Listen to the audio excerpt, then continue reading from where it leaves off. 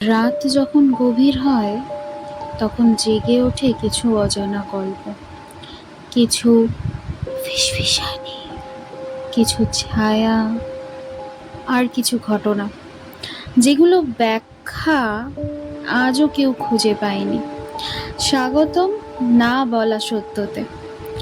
আলো নিভিয়ে হেডফোন পরে চুপচাপ বসে পড়ুন, কারণ এখন শুরু হতে চলেছে এমন এক গল্প যা শেষ হওয়ার পরও আপনার মনে থেকে যাবে। আমাকে লিখে পাঠিয়েছেন তাদের মধ্যে থেকেই দুজনের ঘটনা আজ আমি আপনাদেরকে পড়ে শোনাবো। ছোট ছোট দুটি ভৌতিক ঘটনা আমি ওনাদের মতন করে আপনাদেরকে পাঠ করে শোনাচ্ছি। প্রথম গল্পটা 2022 সালের নদিয়া জেলার রতন দাসের। সালটা 2022। আমি নদিয়ায় থাকি, এক কলেজ পড়ুয়া। আমারই বাড়ির ঘটনা। আমি আজও বুঝে উঠতে পারিনি যে সেটা কি ছিল বা আদেও আমার সাথে সেই রাতে সেটা কি ঘটেছিল। আমি পরীক্ষার প্রিপারেশনের জন্য রোজ রাতেই আমাকে পড়াশুনো করতে হতো। আমি রাত জেগে পড়তেই ভালোবাসি বলতে পারেন। একদিন রাত প্রায় 3টে হঠাৎ শুনতে পেলাম ছাদের ওপর কেউ ধীরে ধীরে হেঁটে বেড়াচ্ছে। প্রথমে ভাবলাম মনের ভুল, তারপরে আবার সেই একই আওয়াজ হতে আমি ভাবলাম হয়তো কোনো বিড়াল টিড়াল হবে। কিন্তু না, কিছুক্ষণ পর আমার সেই ভুলটা ভেঙে গেল। সেই আওয়াজটা অনেকটা তীব্র হতে শুরু করলো।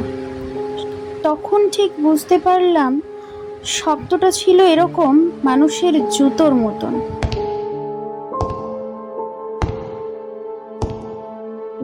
আমি আর সাহস করে ওপরে যাইনি, কিন্তু সকালে ছাদে গিয়ে দেখি ধুলোয় জুতোর কয়েকটা ছাপ রয়েছে। আমি খুব হতভম্ব হয়েছিলাম যে ছাদে ওঠার একমাত্র রাস্তা বা দরজা ভেতর থেকেই তালা দিয়ে লাগানো থাকে। আমি আজও সেই ছাপের রহস্য জানতে চাইনি বা জানতে পারিনি। প্রথম ঘটনাটি বেশ ইন্টারেস্টিং, আমার তো খুব ভালো লেগেছে। আপনাদের কেমন লাগলো আপনারাও জানাতে পারেন। এবার আসি দ্বিতীয় ঘটনায়।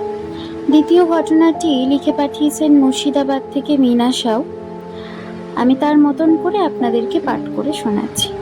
মুর্শিদাবাদের একটি পুরনো বাড়িতে একটি ঘর নাকি বহু বছর ধরে বন্ধ ছিল। আমরা জানতাম না, মুর্শিদাবাদে তখন আমরা নতুন এসেছি, আমরাও বাড়ি খুঁজছিলাম। কম টাকায় এত বড় বাড়ি দেখে আমরা এই বাড়িটি ভাড়া নিইনি। প্রথম 1 সপ্তাহ ঠিকই ছিল, আমরা কেউই কিছু বুঝতে পারিনি। কিন্তু যত দিন যায় আস্তে আস্তে বুঝতে পারলাম কেউ যেন শুধু তাকিয়ে আছে। আমার বাবা অফিসে কাজে চলে যেতেন, আমার মাও কাজে যেতেন অফিসে। আমি তখন ছোট, পড়াশুনো করছি, স্কুল যেতাম, বাড়ি আসতাম। যেটুকু সময় বাড়ি থাকতাম শুধুই মনে হতো কেউ যেন হাসছে। মা বাবাকে বলতে তারা হেসে উড়িয়ে দিত। কিন্তু একদিন রাতে বাড়ির সবাই স্পষ্ট শুনতে পেল ওই পারের বন্ধ একটা ঘর থেকে শিশুর হাসির শব্দ ভেসে আসছে। সাহস করে দরজা আমরা কেউ খুলিনি। সেদিনের পর আস্তে আস্তে শিশুর এই হাসির শব্দটা বাড়তে শুরু করে, তীব্র হতে শুরু করে। আমার ভয় লাগতে শুরু হয়। বাবা মাও আস্তে আস্তে চিন্তিত হয়ে পড়েন। যখনই রাত হতো তখনই শিশুর হাসির আওয়াজটা যেন আমাদের মাথা, কান, অসহ্য যন্ত্রণায় আমরা হাহাকার করতাম। সাহস করে বাবা দরজাটা ভেঙেই দেয় ঘরের। আমরা ঢুকে দেখি ঘরটার মধ্যে কিছুই নেই, শুধু একটা পুরনো খেলনা আর একটা দোলনা আছে। ঘরটা চারিদিক থেকেই বন্ধ ছিল, কোথাও হাওয়া আসার কোনো রকম কিচ্ছু ঠিক ছিল না। কিন্তু তারপরেও দোলনাটা আস্তে আস্তে দুলছিল, যেন মনে হচ্ছিল দিনের বেলাতেও ওই দোলনাটির ওপর বসে কেউ যেন আমাদেরকে দেখছে আর হাসছে। তারপরে আমরা সেই বাড়ি ছেড়ে দিই। এক মুহূর্ত বাবা মা আমাকে আর সেই বাড়িতে রাখেননি। তারপরে আমরা সেই বাড়ি ছেড়ে চলে যাই। এখন আর জানি না সেই বাড়িটা আছে কিনা বা সেই বাড়িটার এখন কি অবস্থা। এই ছিল আজকের দুটি ঘটনা। আশা করছি আপনাদের সকলের মন ছুঁয়ে যাবে।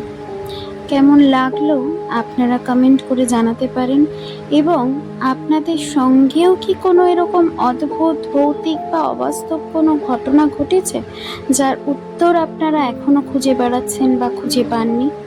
কমেন্টে লিখুন বা আমাকে ইমেল করুন বা আমার হোয়াটসঅ্যাপ নম্বরে আমাকে ভয়েস করে আপনার স্টোরি পাঠিয়ে দিন। আপনার পরিচয় চাইলে সম্পূর্ণ গোপন রাখা হবে এবং নির্বাচিত গল্প না বলা সত্য চ্যানেলে প্রকাশ করা হবে।